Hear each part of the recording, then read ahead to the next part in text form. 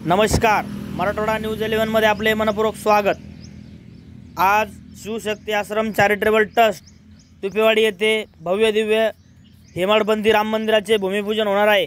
यामध्ये साधू संतांची मोठ्या संख्येने उपस्थित राहणार असून तरीही भाविक भक्तांनी या भूमिपूजनासाठी मोठ्या संख्येने उपस्थित राहावे आणि 7 दिवस आरोग्य शिबिर, नेत्रदान शिबिर, रक्तदान शिबिर असे विविध कार्यक्रम या महाशिवरात्री महोत्सवाच्या निमित्त शिवशक्ती आश्रम तुपेवाडी येथे संपन्न होत आहे।